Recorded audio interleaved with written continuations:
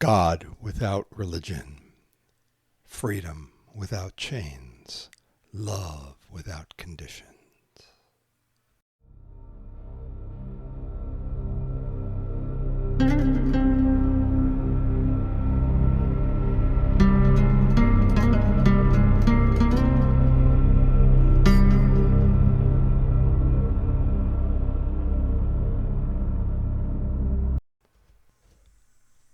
Before we come to the page, before the first word is ever written down or read or listened to, there is a longing to connect.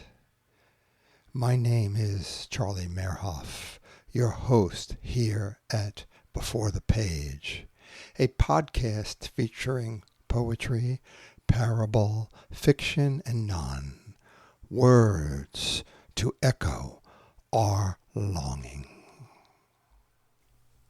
Friends, you are going to hear words composed by the reader, mostly short pieces in a small book entitled We Have Come to Believe.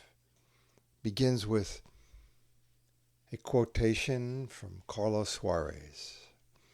For the man who understands, no sacrifice exists, only purification. That snap in the air. Some other poet has broken the language.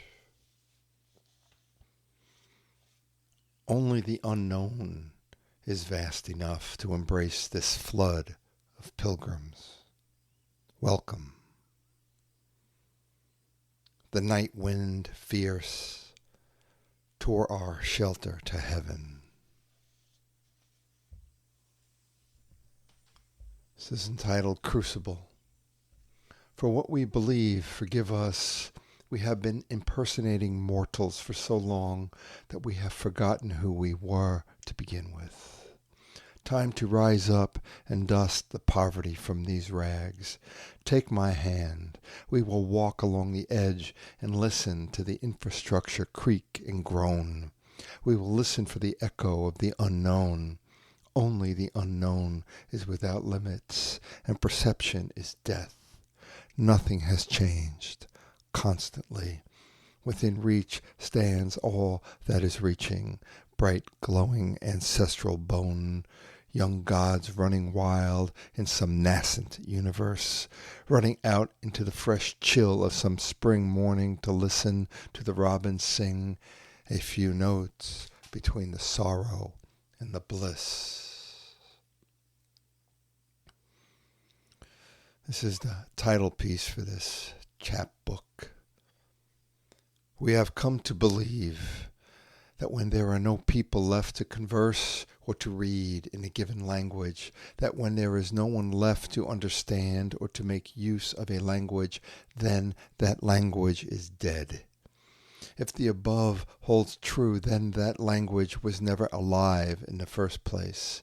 A living language creates its own realm, even its own universe for souls to lift their voices throughout.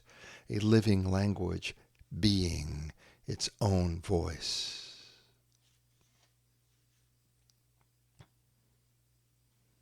How small and lifeless love, were it merely the opposite of hate. That the wheel becomes so large that it no longer need roll to get from here to there. How love must grow throughout this world.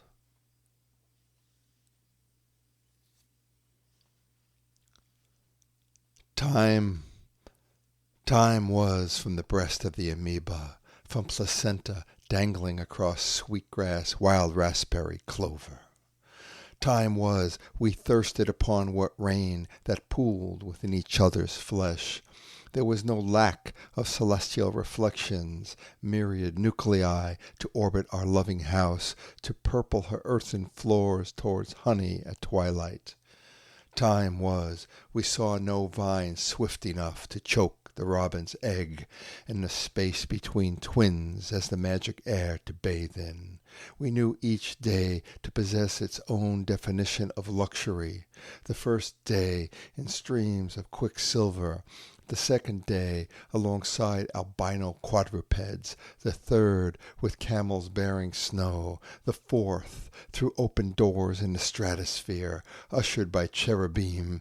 We made love in regions uncharted, dizzy, lost within our mating dance, closing our eyes to Orion, waking up with faces full of dew, focusing upon a mantra not yet of this world, watching fairies painting moonbeams, actual moonbeams, seeing the traveler becoming pollen, listening for the first bird to sing and to be there to call it song.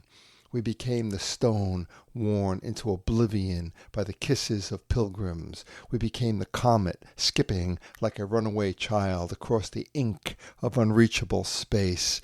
We filled buckets from the river, carrying a drink of her rhythm back. All tables swollen, nourishment coaxed from vines, granitic clusters laced with twig meal, edges where lichen did curl, all seeds enchanted with the unknown, tracks of the gazelle sprouting from it. That piece that was just read is untitled, but it was composed in Portland, Oregon in, I think, 96. Anyhow, humanity never hated itself all this much. We have just forgotten where and how to reach for those words of love leaving us stranded here amid this language of violence. Oh, poet, you have your work.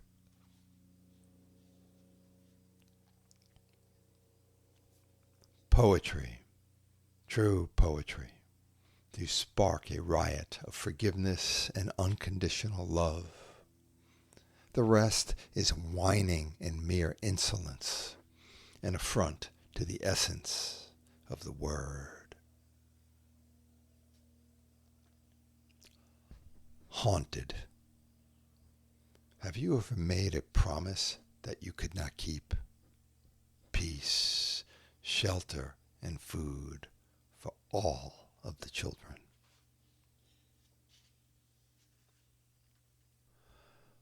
Were it not for doubt, there would not be this vast hole in my faith, vast enough for God to strut through. That voice inside your head that keeps telling you to pray, bow down with it.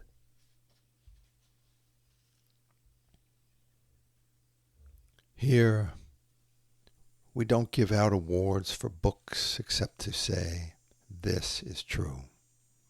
Our poets return to the fields each morning, and when the earth comes to roll between the sun and the moon, we all cast the shadow of eclipse.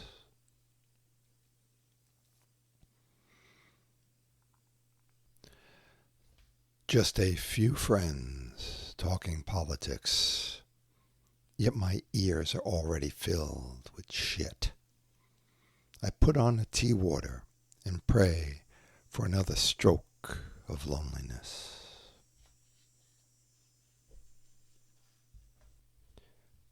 On dereliction of cult behavior. Has the ritual evolved to some higher, to some other state? Or has it become distorted? From a mushroom-covered stump with candles in the wood to a concrete altar surrounded with floodlights and amplification. Where could the essence possibly be any less present? A circular way to the first question.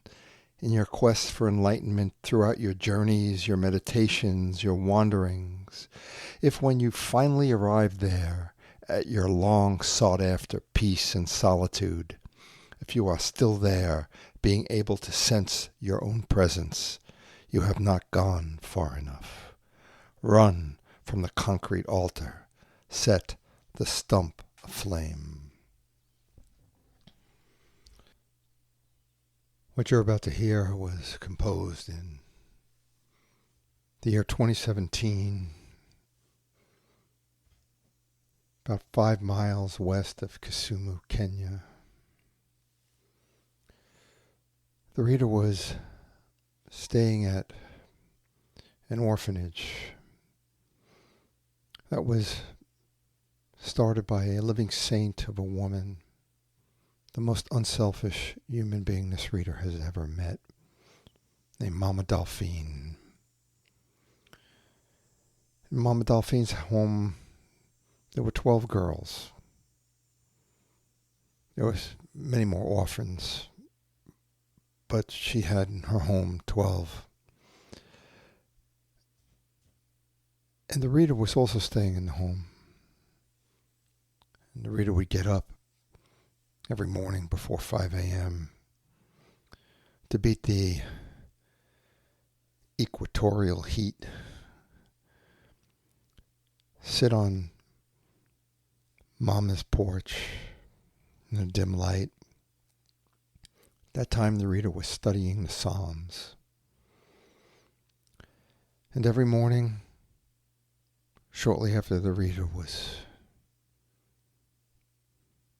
into his study, 2 of the girls would appear. Mama would have them up cleaning every morning,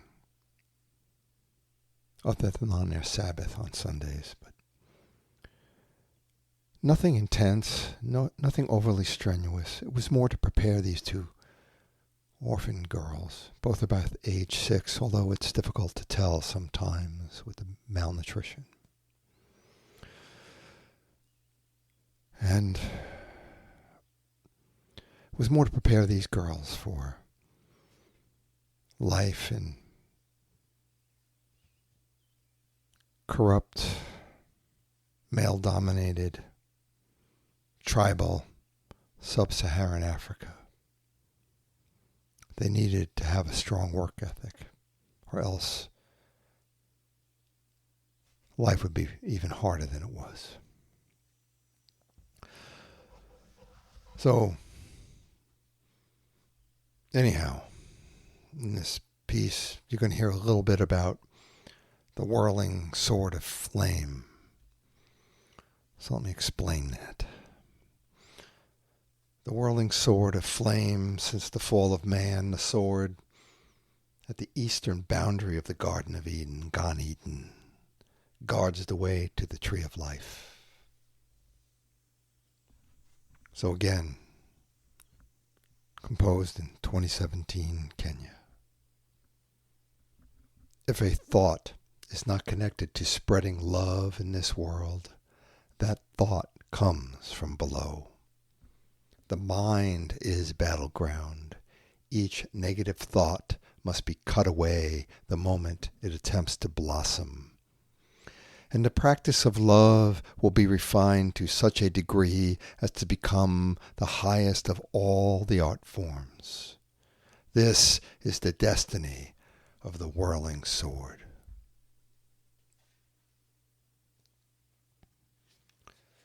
And this is the only piece that the reader will read that was composed, that is not included in We Have Come to Believe. It was composed just yesterday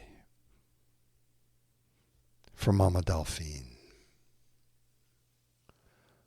Those who work merely for personal gain yearn for the ornaments of paradise. Those who seek purification so that they may give the very best of themselves away to serve others stand in paradise now.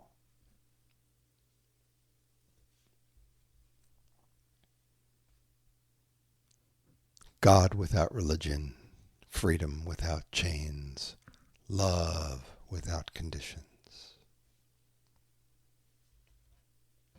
Presence. Years of walking, entranced among the dappled, dancing sunlight, and years of listening to the slow trickle of raindrops, to the wind through leaves, to hummingbirds about their nests. The whole forest sings and singing, when suddenly we come to realize that each and every tree is the tree of life, and with every branch being a perch for the Almighty.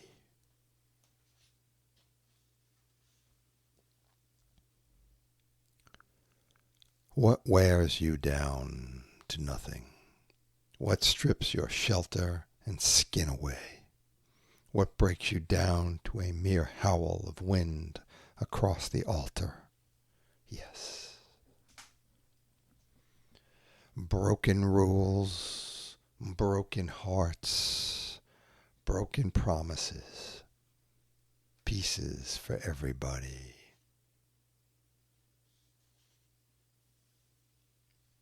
Where the mind goes when the emptiness comes to dwell is not my concern, as long as the emptiness comes to dwell. From the empty cup, the emptiness, every drop of it. East. Free as an unknown God in skies uncharted, naked as a thought without a mind to grasp it, a roaring asylum, harmonic topography of perfection, chimes sounding without the metal ever having been extracted from the ore, the echo of celestial bliss splashing from the horn, as when the dawn dawns upon itself.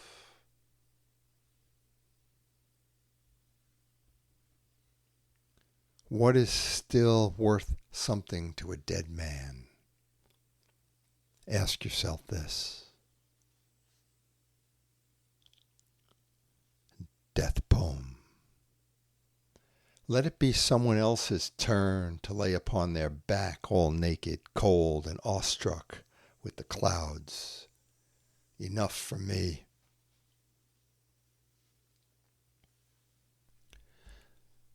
I beg no coffin between my bones in this earth.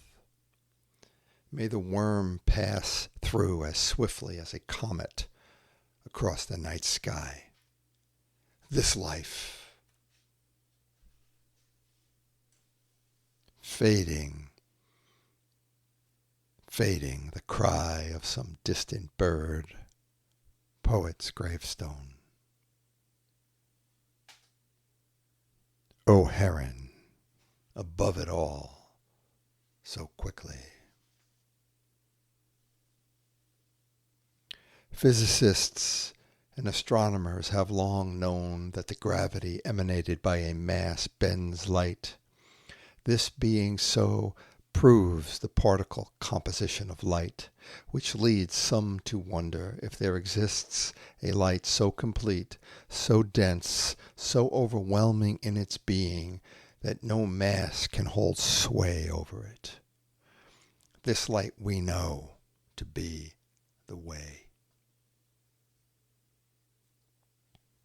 Clear, so clear that when one looks upon the Master, all that is seen is the way.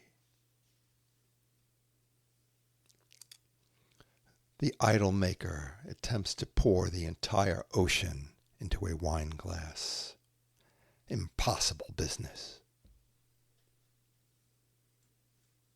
Turn off the moonlight, remove the sun and all radiant bodies from the heavens, shut down the power grids, outlaw electricity and every kind of man-made flame. Yet this world will never orbit in complete and total darkness. There will always be a few subatomic particles scattered lonely and radiant. Not even nuclear holocaust will wipe them out. These are your saints.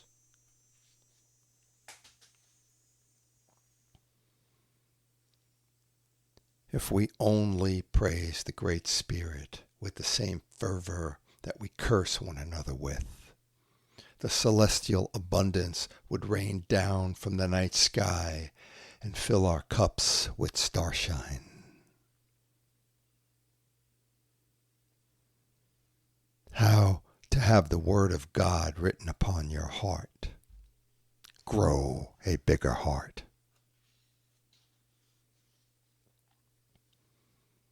A man from the city driving through farm country looks at his hands, feels nothing but shame.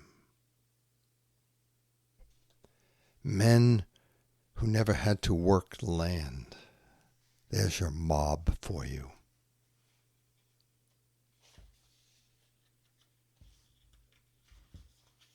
The bigot who was nourished in the womb. This thought somehow makes forgiveness easy. Now conjure for this planet a guerrilla peace, devastating acts of goodwill and loving kindness. Break out the engines of beauty. Stand up inside yourself. Pray for an outbreak of humanity within humanity. Carve a Messiah out of your bleaching bones.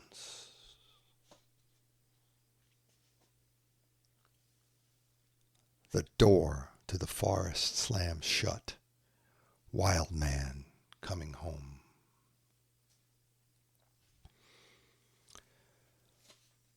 You've just heard We Have Come to Believe, a book published by Country Valley Press,